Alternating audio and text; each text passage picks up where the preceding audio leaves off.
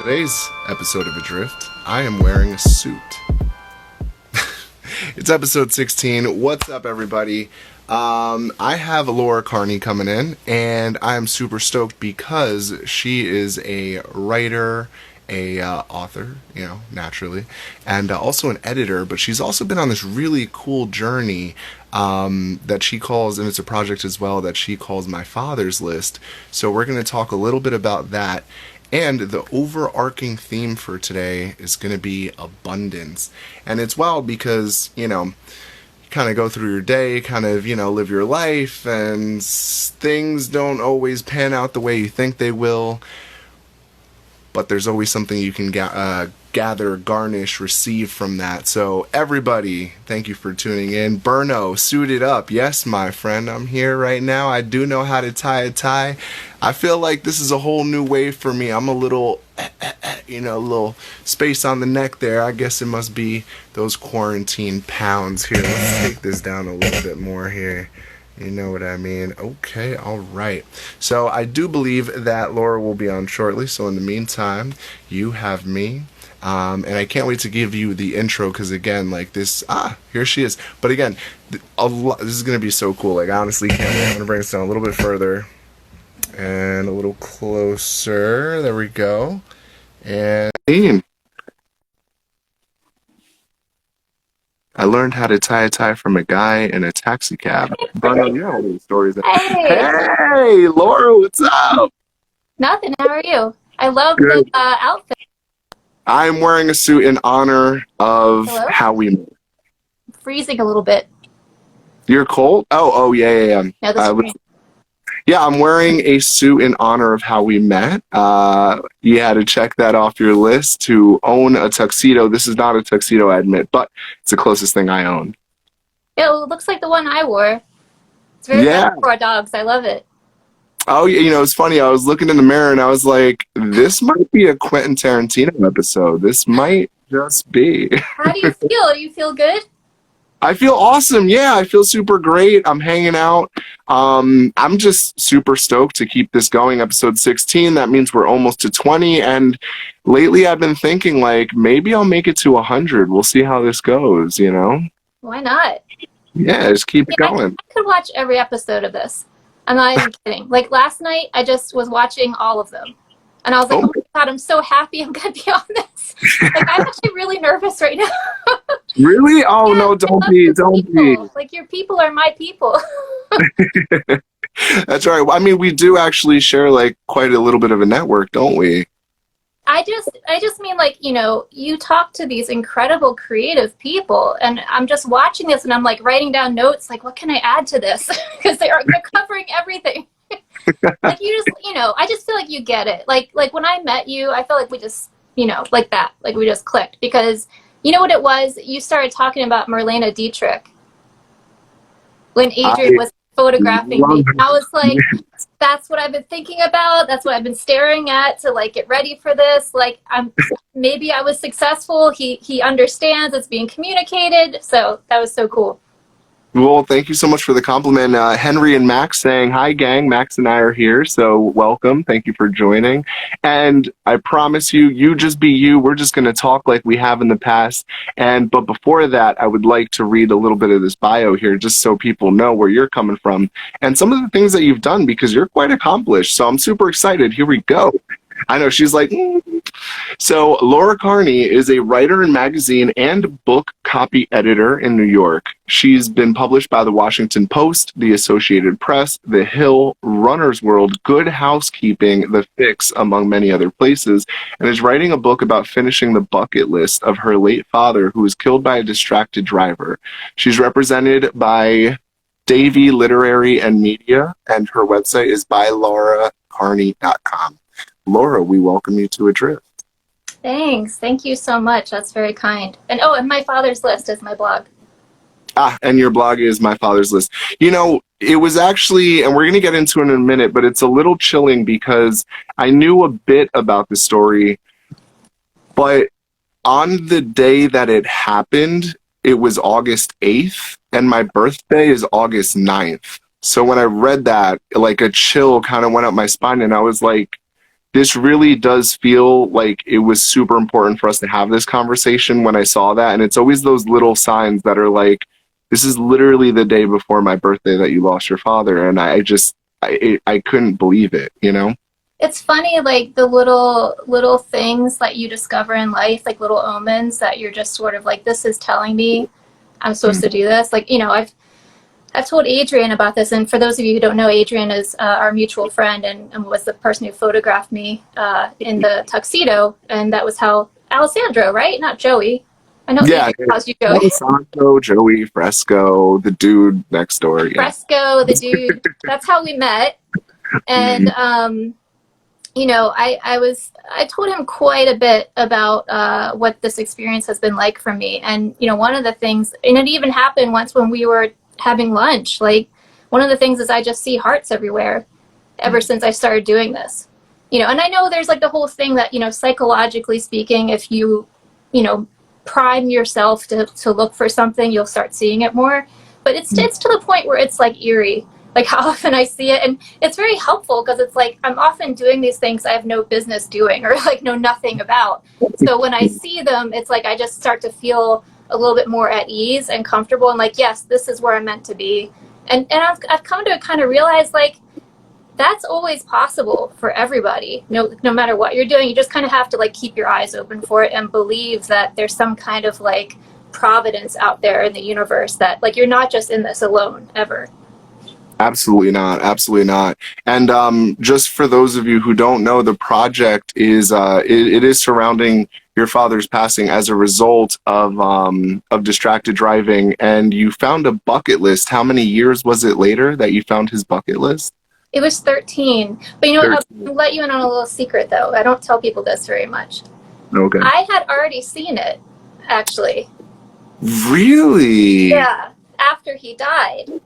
But as you know, when somebody passes away, and you know, I mean, I don't know if you know this personally, but I think probably, particularly if it's a traumatic way that the person died or a violent death, your brain does something to you where you don't remember things very well. Like that part of my life is a little bit hazy, like those weeks and months after the crash.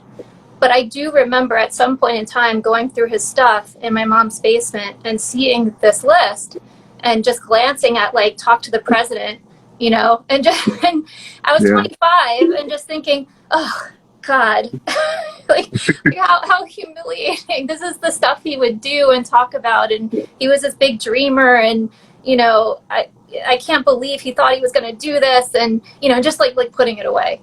But you know, years later, my brother found it actually when I was 38 and he was 36, and it felt like, you know, I hadn't ever read it in its entirety, and it felt like a brand new thing. But I've always found that part of it kind of interesting because it shows what a different place I was in my life by the time I was 38. Yeah, that's actually something I was thinking about as you said that, is if it's almost as if it kind of rediscovered you at a time where you were ready to kind of process and handle accomplishing everything that's been on the list. And ever since then, you've taken as much time as possible to make sure that this list got completed, which is it's just so cool, because in the conversation that you and I were having before this episode, you were talking about like, you know, the theme was abundance, but you were talking about like celebration. And I believe you had mentioned that it might have been Adrian who asked, like, how do you celebrate each list item? And you said that doing the item, like accomplishing that item, was the celebration. And I really appreciated that, because when you talk about the passing of somebody, it usually is followed by sadness. But the way that you're approaching it is in honor of, in response to, you know, it really is a beautiful way to look at it. And it's not to take away the pain, but it's to elevate his presence in your life and what that meant to you, and also what it means now. Yeah, I mean, I can't take credit for that. I mean, that's him. That's who he was, who he is, his spirit now. I happen to believe that our spirits, our energy, they don't go anywhere, that are still with, you know, our loved ones after they're gone. You know, your body, this is what my soul chose, you know, this is just who I am now, but it's not who I really am inside, you know?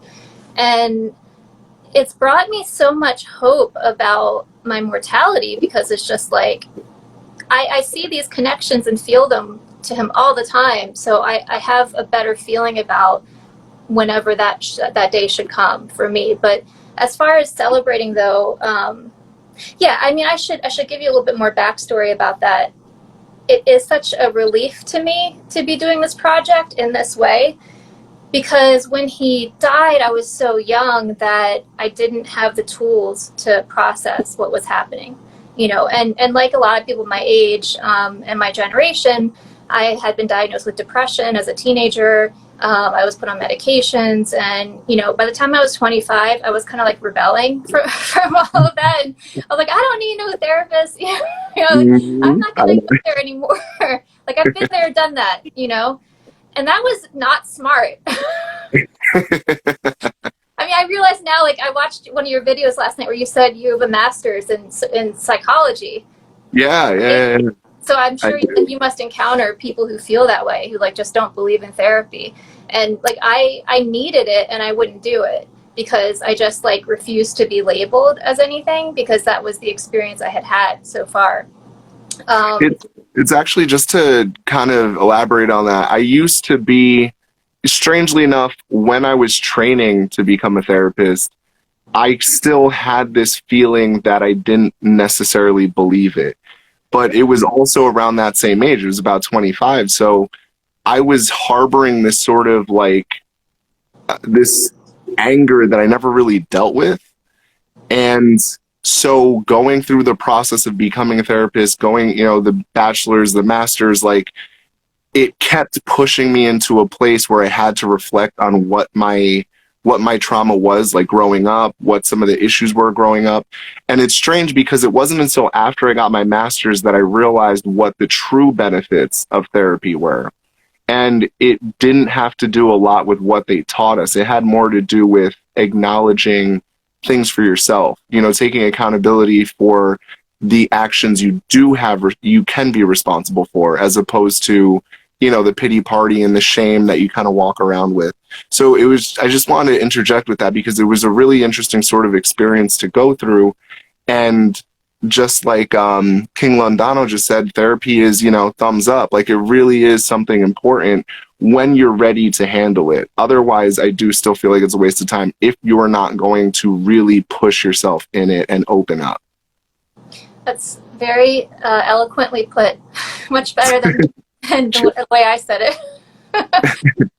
Did you feel that you were able to resolve the anger issues that you were struggling with? Yes, no, 100%. Because it's funny now, people always say like, "Oh, you're such a pleasant person. You're so happy. You're so joyous." And I think it's more a reflection of knowing what my emotions are and being able to, again, account for them as it's happening, as opposed to the immediate response of, I'm angry, so I'm going to express it. You know, so in that regard, I think people tend to just not see me respond aggressively because I'm not. You know, they never really see that side. That's for me to kind of process. And when I know I need that time, I'll take it.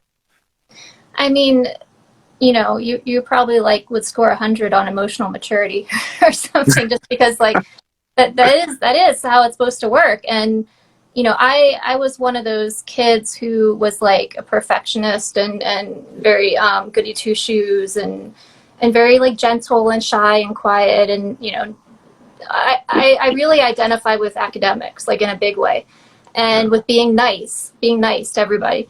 And, you know, when you're the good girl, it's like, when do you get angry?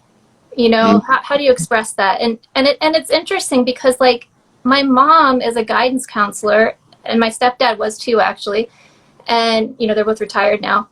And she was better than probably any human being I've ever met on like making a kid express their emotions.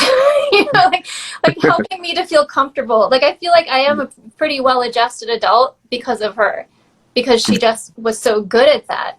But anger was a big one for me that I struggled with. And particularly after my dad died, because there's sort of this feeling of like, especially I think if you're in your 20s and something like that happens, it's like the earth just is taken away from beneath you. And I had just moved to New York, and I was trying to start a life there, which was scary in itself because I'm from Delaware. Oh, oh, yeah, yeah. Okay. I know what you're talking about. Yeah, and I had just met my husband that summer online. You know, we were like, he was traveling across the country to meet me, and we had this whole big plan. He was going to move in, and well, he had a friend he was going to live with actually. But, you know, if it worked in the summer, then he would move to New York permanently. He lived in Seattle at the time. It was like this real, like, whirlwind romance. And it was like all of these, like, things were coming together at once. And it was a lot, like, it was a big transition that was happening. And sometimes when you have a lot of things happening at once, you know, I don't want to compare it to what we're living through right now in the pandemic, but it just occurred to me there are some similarities there. We're going through a lot of change right now very quickly. And I think sometimes if you can't slow down enough to really process what's happening and let go of like what you don't need anymore and leave it behind you and move forward with what you do need, like something gets stuck, you know, and for many years after that, even though like, you know, I decided to stay in New York. I decided to keep pursuing journalism. I just felt like that's what my dad would have wanted me to do. Like I couldn't go backwards. But even so, I was a little frozen. I was a little frozen at 25. You know, like even when I was 35, like if someone asked me, you know, how old I was or guessed my age, like inside I felt very 25. And I think that's a common thing. I think a lot of people have an age where they feel like that's still sort of who I am. But for me, it was for traumatic reasons. Right. I do want to emphasize when you said that it almost feels like you froze, like you stuck, you know, and there, not to go too deep into it, but there was a moment recently where not just I felt stuck, but I actually felt like I regressed. And it was one of those moments where I felt triggered by something, and it was like, wait, hold, you know, you almost have to catch yourself, you know. And I believe somebody made a comment. I believe it was Berno. Let me just check in here because I appreciate all the comments, so thank you so much. You know, what if you know a person that needs therapy? Do you tell them? Can you tell them? I didn't think that's what you said. I thought what you said was, what if you need therapy but you don't realize it? But to answer that super quick, basically, all you could do is be a support for them. All you could do is offer, you know, just a little bit of guidance and just be like, hey, I'm here for you. That's it. But until that person realizes it, and going back to the other point, until you yourself recognize it, it's almost, it almost doesn't exist in your mind. It doesn't exist in your world. So you really have to get to a point where self-reflection is key. So Laura, going back to your point, I think that where we're at right now is forcing a lot of people who've been kind of running around and, you know, like you were saying, feeling like this whole New York energy for the first time. That's what we've all been doing. We've been running. We've been in the city. We've been trying to make a career for ourselves. And before you know it, you know, you realize that so much time has gone by and so much of yourself has been ignored, you know?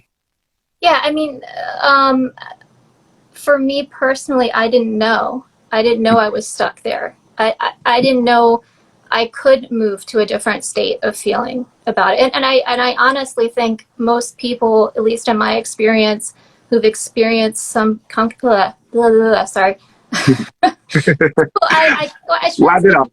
That's a broad generalization. But I have met a lot of people who have experienced some kind of tragic loss. And I think it is particularly difficult in that case to feel like, I think there's a survivor guilt. So it's like, you just feel like, how can I justify having a happy life when this awful thing happened to this person I love and I couldn't do anything about it? And I guess, you know, when I think about COVID and how swiftly people are dying, that certainly has been triggering those feelings for me a lot. Because there's another, like someone told me once, there's another element to it when it is tragic and quick. I mean, obviously, all deaths are difficult, all grief is difficult, but it's like you have to be able to move past the trauma part first, and then you can do the grief. And I had never moved past the trauma part. So here I was like trying to be a journalist, and I couldn't read articles about car crashes.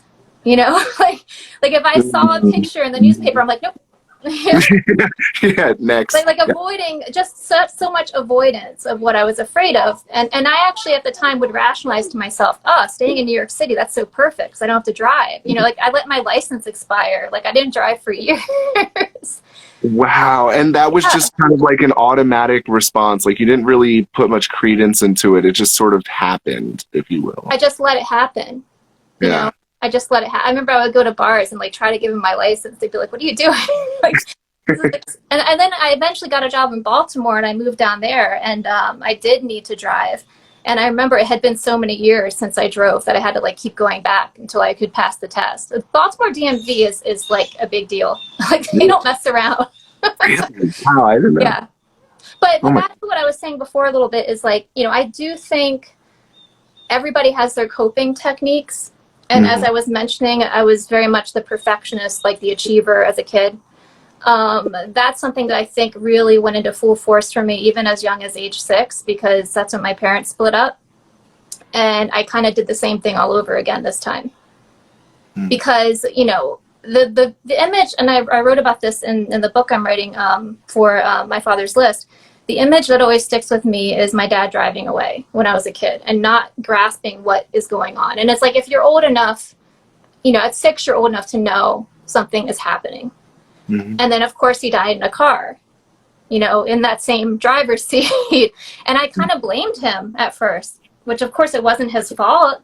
But that little kid in me was like, what were you doing there? You know, why are you abandoning me? And I didn't know it at the time, but really, I think that's what was happening. I was like, you know what? Got to stick to this dream I have. Got to keep going with this. Of course, the only problem was like I was consciously moving forward, but my subconscious was stuck. Like it was still in that grief trauma zone. So here I am trying to be a writer, but I can't write. I mean, like I was blocked for 13 years. I truly was. Like I was a copy editor. I mean, not saying anything bad about copy editors because I'm a copy editor now. It's how I make my living. Copying is so necessary. I love copy editing. I love that it's like a puzzle that you're solving. Right. That's just how my brain works. And it's kind of perfect for me. But I also think it's made me a better writer. But yeah, creatively speaking, I could not find that same inspiration I had in college when I was learning about journalism.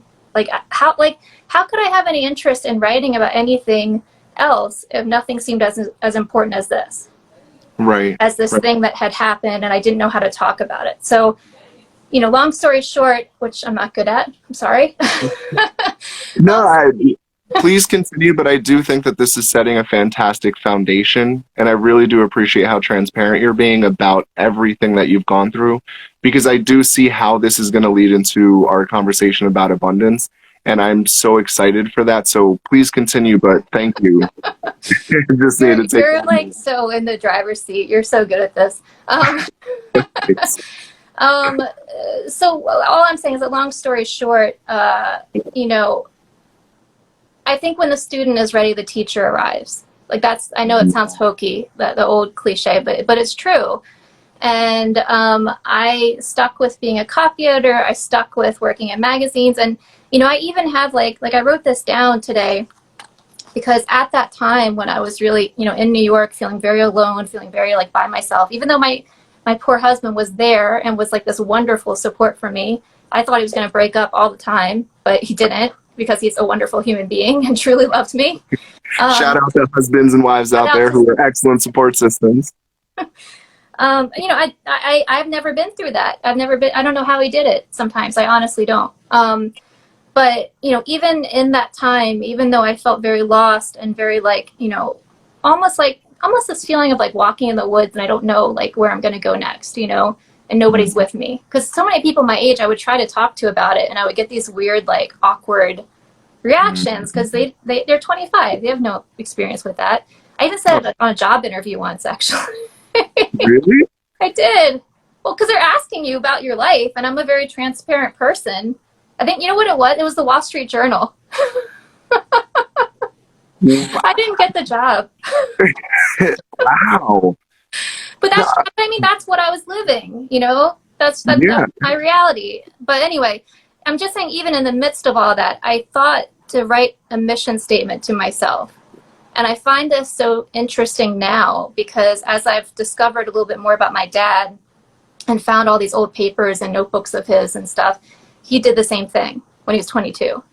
Like, it's eerie, like how similar it is. But the mission statement I wrote was, I need to use my writing to inspire women who are confused about their role in the world as adults in this time and age. I will make women see all they have to offer and help them break free of societal standards. Which, you know, that is very idealistic, but that was, I wanted someone to do that for me at that age. And I was kind of starting to understand this notion of you have to build it. Like you have to be the change. And I found that years later, and I was like, I think I'm finally starting to do this a little bit, you know, at least a little bit, right? So again, just to, because you've said so many fantastic things, but that's yet again, no, just, it really is, it's yet again another really important key point that I really hope that you guys who are listening and, you know, maybe the viewers later can absorb. But if you want to see change, you have to be that change, you know? And I actually have recently experienced that as well personally, that I was being a little bit, I almost want to say belligerent about trying to express views and points about, you know, like, but what if life was this? Couldn't it be that? And, you know, just coming at it from this perspective, maybe more of like a philosophical perspective, trying to express these ideas. And I realized afterward that the response that I was getting was very negative because it wasn't coming from a place of compassion and understanding and warmth. It was coming from a place of, like you said, idealism, like how great would it be, you know? And so I also for me at least, it was more of a recent discovery that I was like, if I simply act the part, you know, not act like in a theatrical sense, but if I play that role, if I fulfill that need, the change will happen as a byproduct. that's You right. know, that's it, you know? So I really just want to emphasize that because I know that we are going through a lot, whether it be race or even gender, and identity from multiple different background spectrums, cultures, communities. Everybody is trying to express something important about their identity, their experience. And it just is simply helpful when we are who we are and we aren't the negative version that people perceive that archetype to be. You know? Oh, that's so beautiful. And I really think, you know, I'm not going to get preachy about this because I've been there, done that with technology. I had a phase of my activism early on where I just really was like, screens are bad, you know, and here I am talking to you on one, right? The irony, right? Yeah. And, you know, and just, I just had this idea that here, this thing that was created that was meant to connect us was actually making us more disconnected. And, you know, I had moved to New York partly because I was fascinated by it. Because, like, you know, growing up in Delaware, as you can imagine, is a little more homogenous than the suburbs in New York City. And I was like, this is great. Like, I moved to Little India and I was, you know, it was just like, just very much, you know, Indian and Sri Lankan, and like that was the population there. And I was like, this, it was like a feast for my senses. And there was something out being amongst those people and being around that all the time that I just loved, that I felt, even though I didn't know anybody, I felt so connected. And then of course, you know, smartphones started being invented and people, then it was like everybody needs to have one because if you don't have one, you're missing out. And then we have social media and, you know, it's supposed to be a tool, right? Like it's supposed to be a thing you're using to communicate with people you can't be with in person, like you and I are doing right now. It's not supposed to be the thing you use to distract yourself from actually being there with the people you're with, right, and living your life, and B, like being who you really are. Like I think there's an element of it that it always feels to me almost like, you know, when you're a little kid and like your parents put your drawing on the fridge, like there's an element of like, you know, good job. Yeah, pat on the back. No, It's very 100%. addictive, right? Because it's like, you know, this virtual mailbox every day. There's these little things, and I get to see and who likes me and who's talking to me, and it's a very easy way. You know, I was thinking about this a little bit today actually, and I think this is super interesting. Do you know Carolyn Mace? She actually sounds really. I don't off the top of my head, but she sounds really familiar. I know Henry and Max is one of my friends who's down there, and he's going to be real happy about this. But Carolyn Mace does these amazing workshops, and she talks a lot about, she's kind of like a homeopathic healer and a counselor. And I watched one the other day, and she was talking about how I think she was referring mostly to her generation, which is baby boomers, but also to the ones that followed. Like, we're the first ones to really be raised on TV.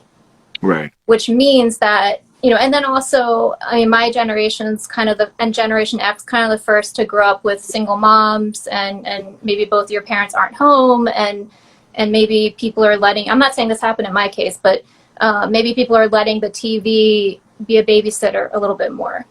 Right. And then part of the problem that develops for people psychologically, I mean, I thought this was like groundbreaking. I've never heard this before. Part of the problem that can develop psychologically, and this is like across an entire culture of people, right, is that you're now being raised both by the reality of the adults in your life and a fiction. Yep. So you are comparing, you know, Growing Pains, just for something from our generation, or, you know, My Three Dads for people who are a little bit older, or I don't know, Full House for millennials who are on here. You're comparing that with like what you've actually got.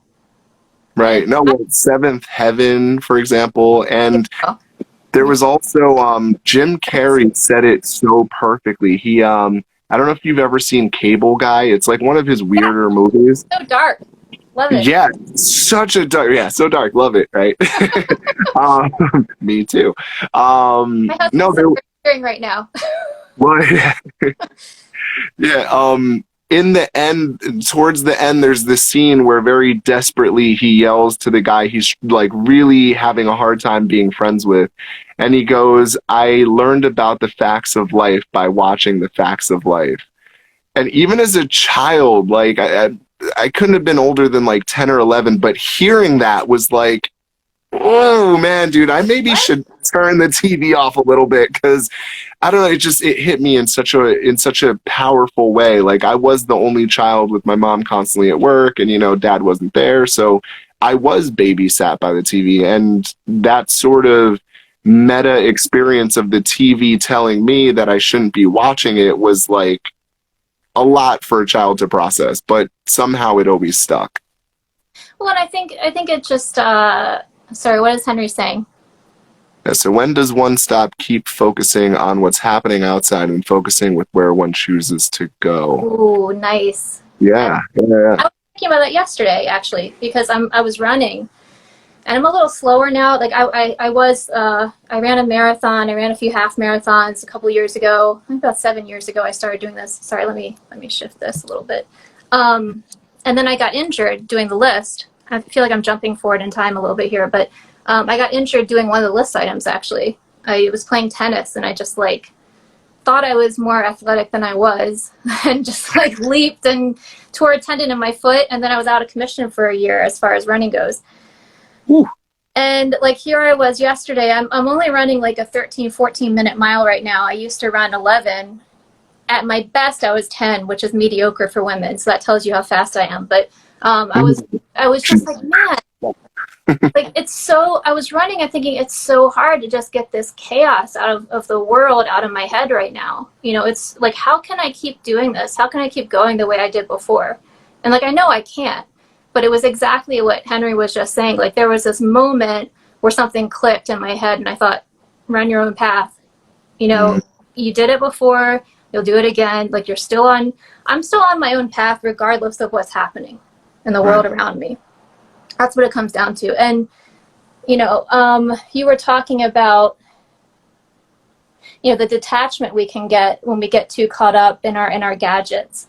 Yeah. And I think, you know, we're kind of redefining right now in these months of quarantine, we're redefining what our gadgets are for.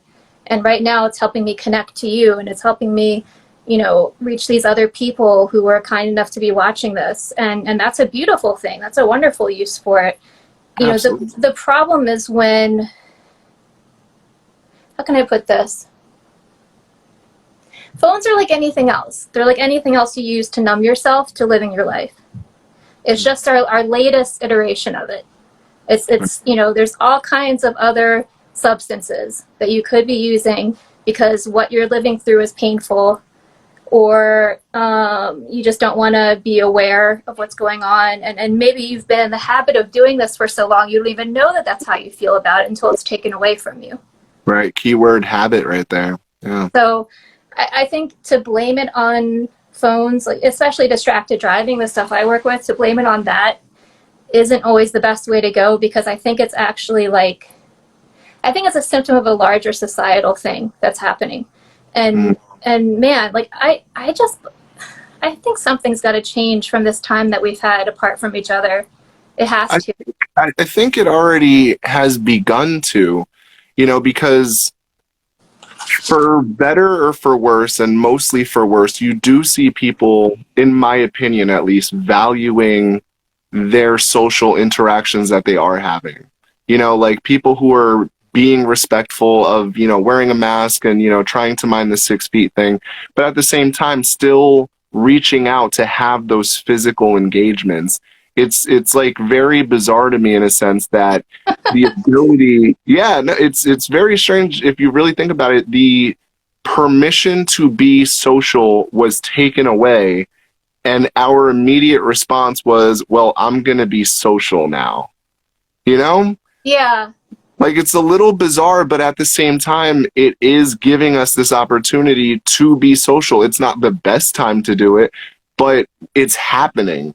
And because there's a restriction in how we can do it, I feel like that's informing something, some shift like we're talking about in society. We're recognizing that, for example, my grandmother, I try as hard as possible to avoid her like the plague. Not because I don't love her, but because I love her. Okay. She's kind of getting over her fear of the virus. So she's like, well, let's hang out. I want to see you. And I'm just like, stay home. Stop that. Like, chill, And like, maybe I'll see you with a mask. Maybe I'll, drive by and you stay on your deck, and I'll see you from a distance. But like, yeah, as far as like hugging, as far as like, sharing those meals that she might have cooked for us and bringing her a coffee because she likes it, like that element is removed, and it's making me long to see her and spend that time with her more because I can't do it. Yeah. Very strange. How I feel like I feel bad that I didn't even ask you, like, how are you? how are you doing with this pandemic? We just like went right into my thing. No, and that's totally cool. Like if there's something relevant, I'll chime in, but like, no, I'm fine. I'm great. Everybody in my family, fortunately, is healthy. All my friends are healthy. I don't have any complaint. I've been fortunate enough that this experience has been more beneficial to me than harmful. Have I lost a lot of opportunities? And I guess this is how we're sliding into abundance now. Have I lost a lot of business opportunities because my work involves a social component? 1000%. It's only now I booked another wedding today, which was super awesome. I've been booking some more events and some more portrait sessions and that sort of a thing. So it is happening and it's coming back. But for those 4 months, give or take however many months, I was forced again, like many of us were, in this position to reflect and ask myself, what do I really value and what do I hold dear? And somehow the response to those questions was adrift. Somehow this was born out of that need to continue a dialogue, continue a conversation when it felt like the world around me was just collapsing. Like this was actually quite a healthy way to hold a sense of stability, Well, I'm sure you're learning things about yourself and connecting to things about yourself that you never had the opportunity to do before, right? No, and to value things that I kind of definitely took for granted. Because again, like as a photographer, as an artist, as an entrepreneur,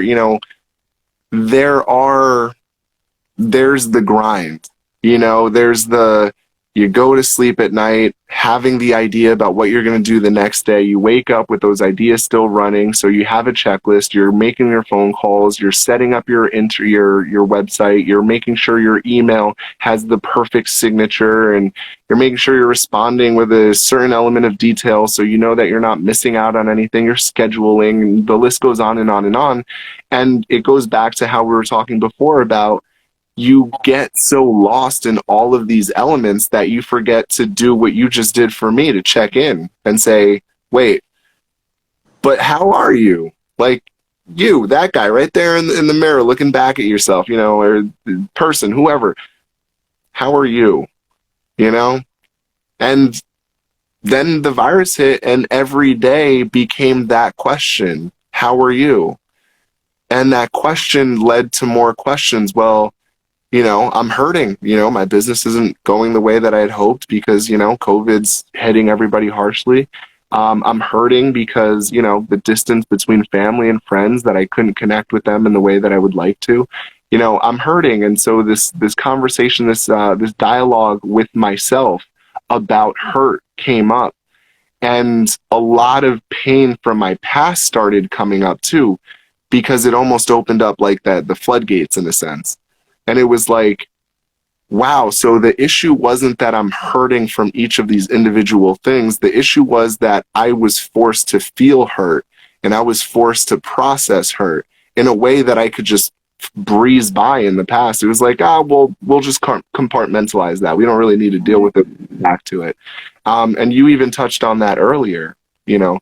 So I personally am in a fortune. I do look at it from a place and a perspective of abundance, that I was able to have those conversations with myself and not get so upset, not get so bogged down by the weight of hurt and pain and what have you, that I could grow from this and not stay stuck. I mean, I was stuck for like a month, but you know, process.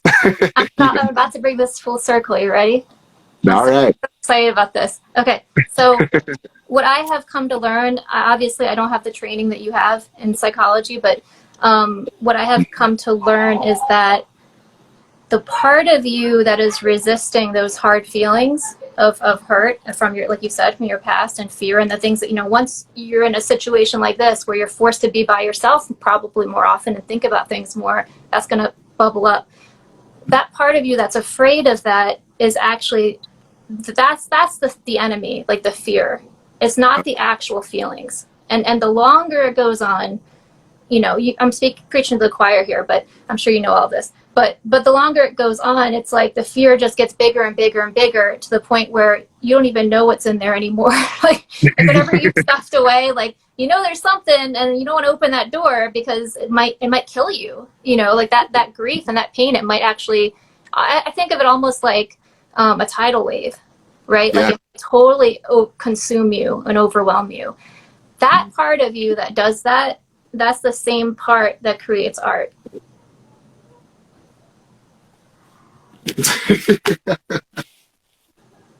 Was that good? Yes. That was great. Yes.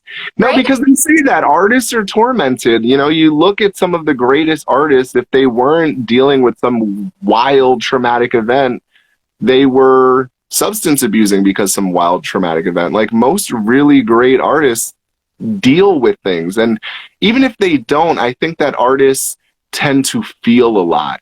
You know, so even if it's not like really a traumatic thing, every sensation of life is elevated and hurts more, and you love more, you feel more. Like everything is just exponentially greater, I think, if you're an artist. I think. Okay. All of those things are true. I'm not going to disagree with you, and I like that we're patting ourselves in the back a little bit here because we're both artistic. But I mean, for everyone. Yeah. I mean, the part of you.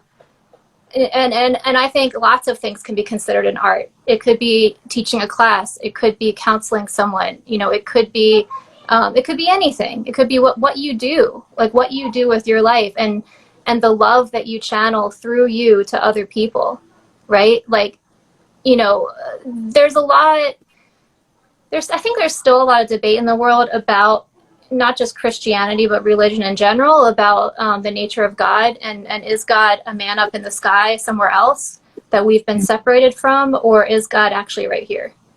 Right? Like are we all truly carrying that spirit within us, this representation? I mean, I see it in nature, so why wouldn't it be in us, right?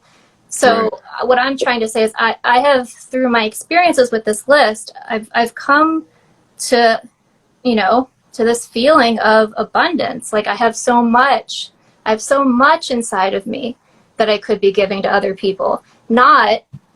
I'm not getting enough of what everybody else has. Okay, so once you are able to go in there and excavate and be honest with yourself and find someone you can be vulnerable with, or write it down in a journal, or I don't care what, make a, you know, a painting or a photograph, whatever you do to express yourself. And this is why artists are such a gift to the world, because some of us like to just look at other people's art and have that experience vicariously. But, you know, there's a release that has to happen. You have to get the stuff out so that there's room for you to put more stuff in that's good, and then you can put more stuff back out that's good. Make sense? Bravo. Yeah, no, 100%. I think that was not eloquent at all. No, that was fantastic, because, you know, there's this, and mind you, I think we're like on our last 15 minutes. Like this has been one of the most, I know this has been like already one of the most like emotionally charged episodes for me, because like multiple times my eyes started watering up, and, you know, fortunately not enough quality for you guys to see it. But I love that you said that, because, you know, somewhat of a detour, but is relevant. We often have this conversation about our mind having this infinite potential. But I think that the part that we lose sight of is that there is still a portion of your mind that has to buffer all of that information. And I think that's the part that becomes challenging for us to handle overstimulation, especially if it's traumatic, especially if it's something that we're not used to or unfamiliar with or fail to recognize. So the way that you said that was perfect, because, you know, the whole the glass half full, half empty sort of thing kind of comes to mind. You know, like, do you have enough space for more? Or is that where you're at, and that's too much for how for your level? Is that too much for your capacity to process right now in this moment? Because I think both of them are okay.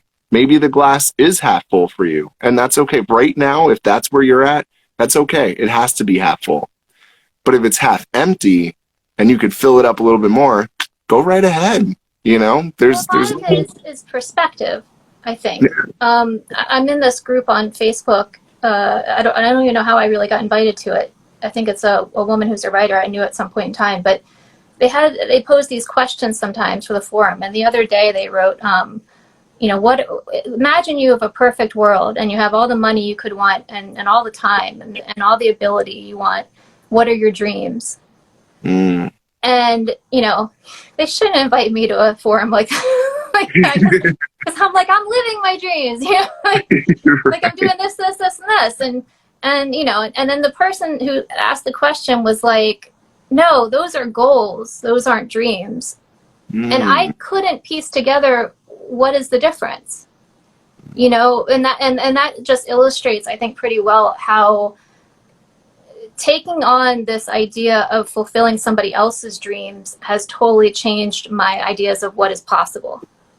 Because I don't have my ego getting in the way. I don't have self-doubt. I mean, of course, I'm still human. I have self-doubt sometimes, but I don't have the same levels of self-doubt. I don't have this like need for permission from the universe of who do I think I am? Am I allowed to write this book? I just don't have it the same way, because it's a tribute.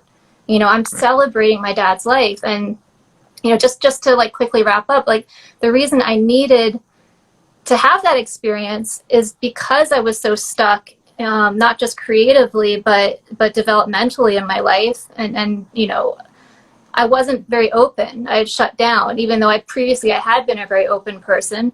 And, you know, essentially my activism found me, And it was like all these good things kind of started happening at once. Like I stopped drinking completely. Not that I ever drank a lot, but it just happened to not, because I took a medication that conflicted with it. I started running. I started taking an art class. Like I just kind of started doing things. Right. And it was weird because it was coinciding with this time where I was planning my wedding.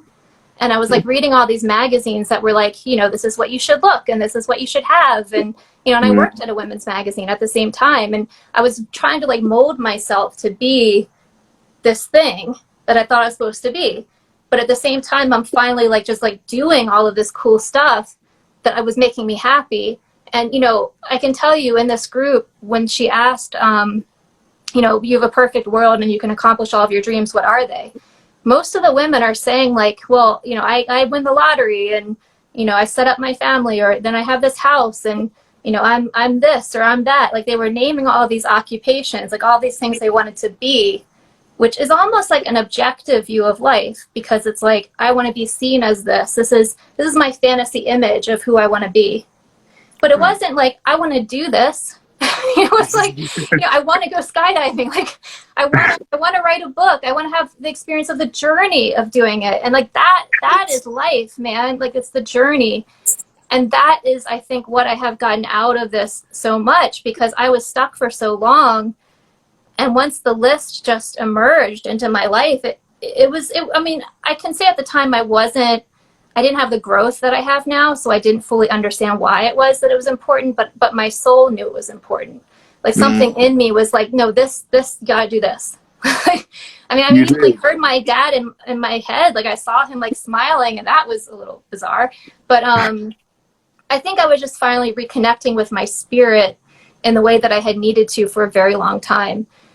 And, you know, I'm a big fan of Joseph Campbell and basically anything he writes about. And he always talks about the hero's journey and how when you take the first step or the first leap, like all these doors open to you that never would have opened before. And that's absolutely what happened. I mean, maybe I was set up at a place in my life, given my career and my connections, that it made a few things easier as far as publishing an article about the list, you know, getting interviewed on TV shows about it. Like it made it a little bit bigger.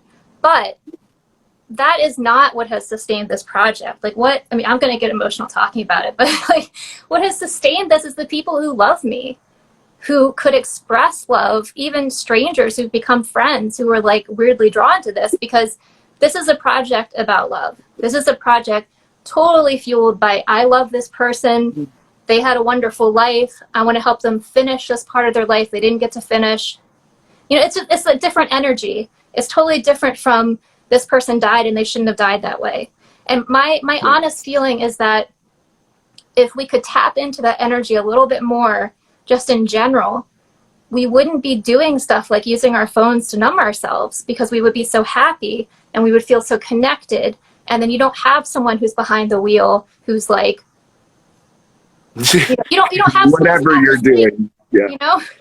I do. I know that's very optimistic. But no, I really, you know, and that's the crazy thing is, to me, I feel like you are preaching to the choir, because to me, it's not an optimistic thing at all. Like, I'm a photographer and I should, quote unquote, be on Instagram more. Like, I should promote my business and my work more, but I'm happier to know that my clients are satisfied. I'm happier to have these dialogues with people, whether it be through, you know, Adrift, whether it be on the phone, or whether, of course, it be in person. Like, for me, that's where I find my abundance. I find it in other people. I find it in having these conversations. And do I get excited if I get a lot of likes? Sure.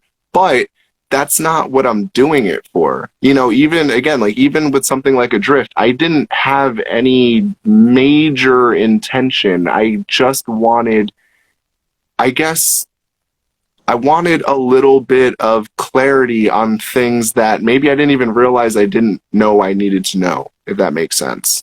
You know, everybody brings their own set of experience. Everybody brings their own view and perception of the world. And here I am, fortunate enough to have had 16 very different, very unique, but very strong and powerful, potent perspectives of the world.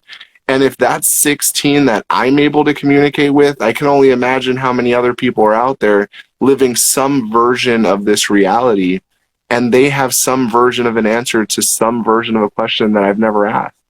You know, Well, it's just led me to this point and to the next point and to the point after that, where I continue to feel fulfilled by these conversations.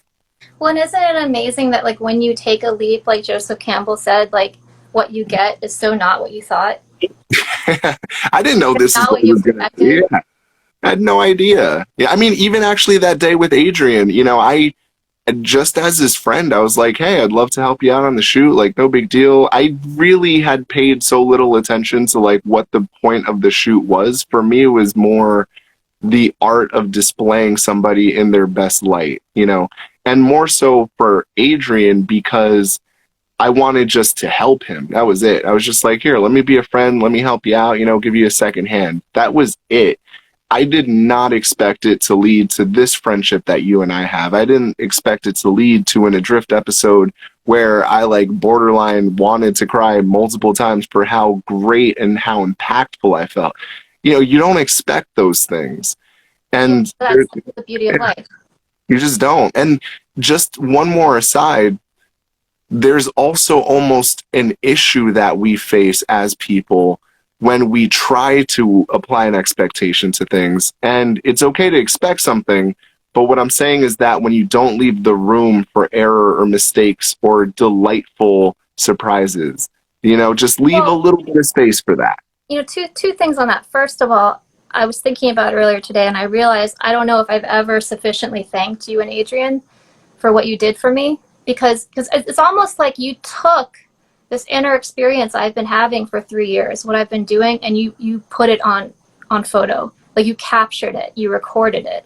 And what like a beautiful gift that is that you gave me. Because when you think about when you see women in tuxedos, you know, for people who are watching this who maybe don't totally know what we're talking about, Adrian Bacolo or Bacolo, I always mispronounce his name. So we say Bacolo. And also, just a heads up, we have 5 minutes, 4 or 5 minutes. Okay, sorry. I'll try to be quick. So he interviewed me and wrote this beautiful article about my mission and took a picture of me, you know, in a photo shoot. And we really kind of got together and were like, well, how are we going to do this? Again, someone giving me their time for free, you know, and I just had to like, you know, collaborate with it and go along with it. And I was happy to do that. Because like I said, it's all about the journey. But, and then you came as well. And then you were like the missing element that needed to be there, I think. And Oh, what the two of you did is you captured a woman being the subject of her own life. And that doesn't happen very much. Like if you think about, even if you go through history, like I studied art history in college, but if you go through history and you look at paintings, the earliest paintings of women, they're always like this. It's always profile. And you know why that is? please tell me. They're possessions. You can't, they're not meant to be looking. That's why the Mona Lisa is so revolutionary.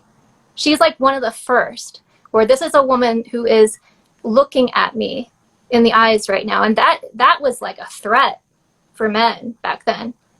Isn't that crazy? It's true. It's crazy for everything you said, but then there's the added component of they always say it doesn't matter where you are, the Mona Lisa looks at you. So that little detail about, you know, on top of what you just said is like, it's almost even more haunting and more impactful. That's nuts. Yeah. Well, and to be a woman and posing for a photo, there's so much that's a weighty thing to do. There's so much attached to that. How do I look? Do I look to this? Do I look to that? I mean, there's so much objectification of women in society. So to be able to step up to the plate and do that in a men's outfit. And by men, which is also interesting. What's that? And by men. Men doing the capturing. Men. Yes, well, I had some pretty sensitive men who were comfortable with their masculinity, I think. I lucked out with that. But at the same time, it's like that was such a cool thing that I got to feel like I feel if someone looks at that photo, I'm looking back at them. They're not studying me and judging me. This is me. This is how I really feel on the inside.